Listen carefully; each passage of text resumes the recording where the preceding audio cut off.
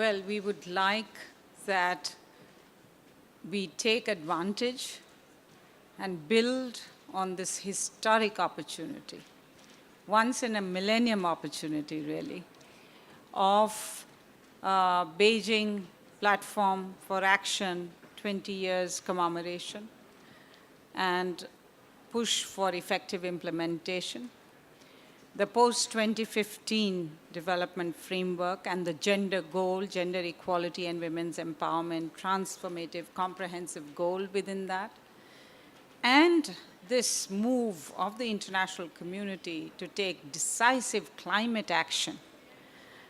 All these three things coming together must be reflected in the agreement that is being fashioned right now in Lima towards a legally binding agreement, climate change agreement next year in COP21. And how? First of all, it must be reflected as a guiding principle, and not just women or just gender-sensitive terms being used, but it must be reflected as gender equality and women's empowerment, and how women and gender equality is going to be instrumental and defining in achieving the objectives of climate action.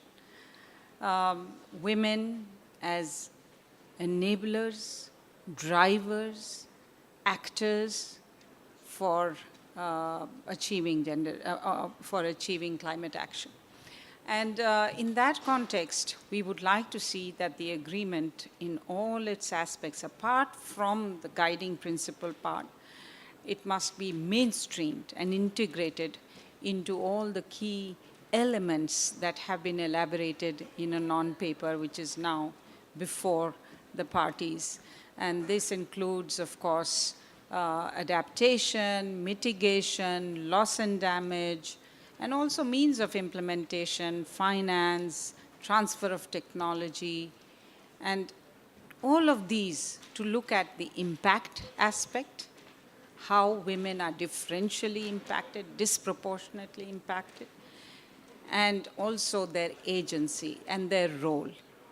What kind of a special role and agency they can play in all of this. And how their access to resources, to power and decision making in this area can be an enabler and beneficiary for climate action, but at the same time be an enabler and beneficiary for gender equality and women's empowerment. So this is what we want.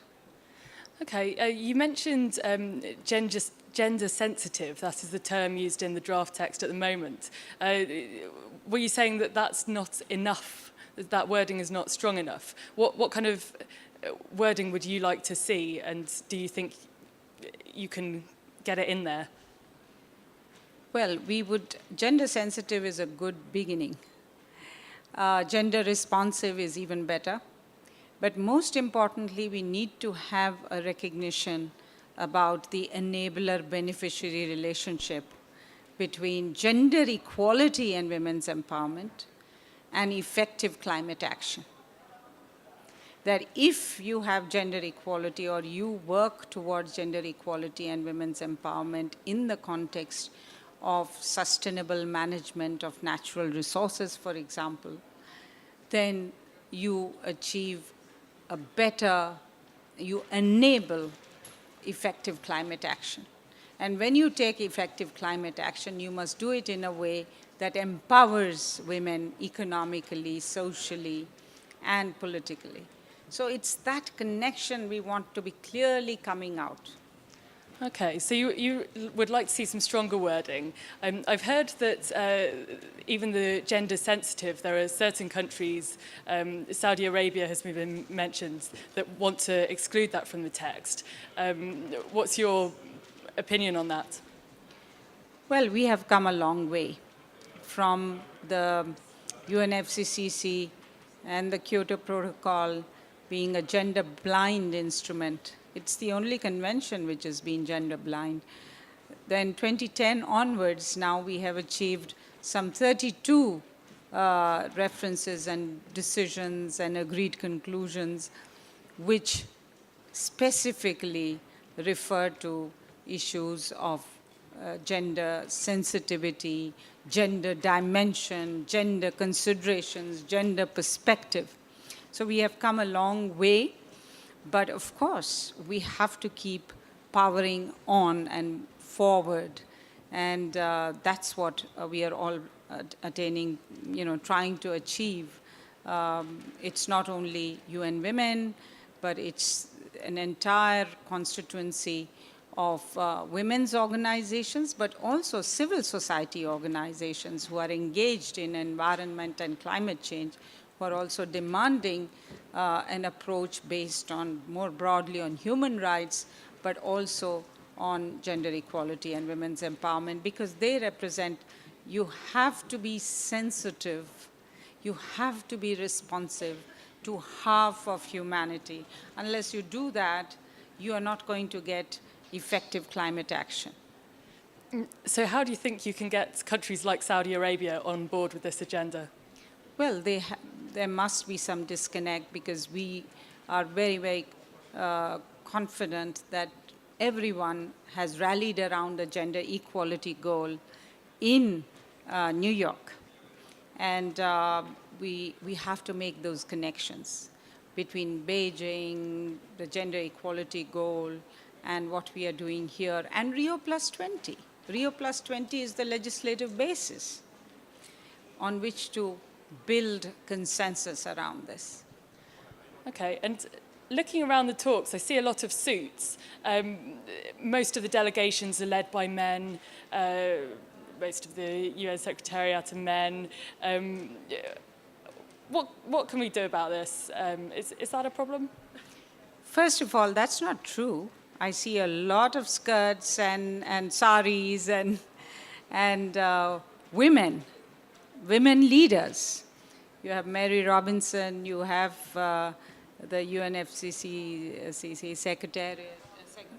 They're outnumbered, though. Secretary, and you just had one of the leaders from Mexico being interviewed. So there are many women who are leading the charge, and men, and good men, who are also championing this cause.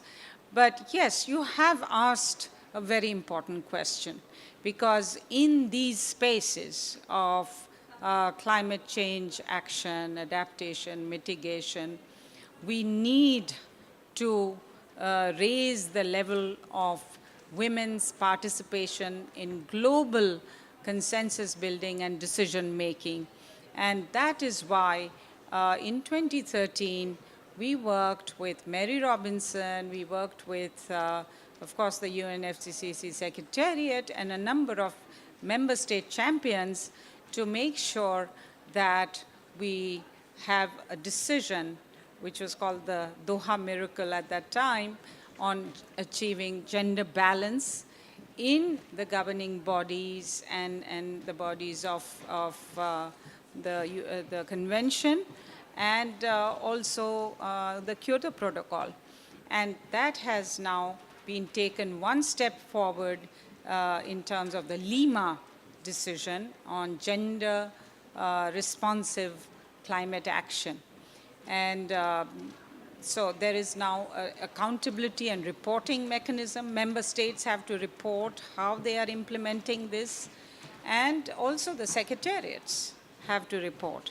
So we are at least trying to hold people accountable on the gender balance issue in terms of the negotiating teams, member state negotiating teams, in terms of the secretariats, and also the governing bodies and how they are constituted.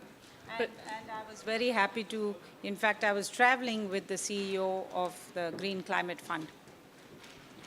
Okay, but how much... Who is a woman, distinguished woman. That's great, but how much progress has been made in the actual numbers? And I must ask you to keep your answer short, because we're running on a little. No, what we are trying to do is to, there's always in many of these things the excuse that, oh, we don't have enough qualified women. So, to meet that argument, there is now a very strong push to have training, workshops, capacity building, networking, so that this excuse is not there anymore. And then it remains for the political will to be exercised and also, this accountability to be rendered.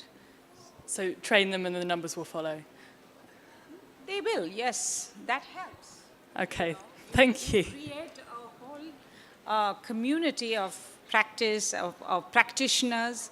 And also, for example, we recently had gender and weather and climate services conference. And the whole base of expertise that you need to build around, this is a very specialized area too, quite apart from the negotiations part. The substantive womaning of this field has to be also addressed in terms of creating the scholarship around this, the expertise around this very important emerging field.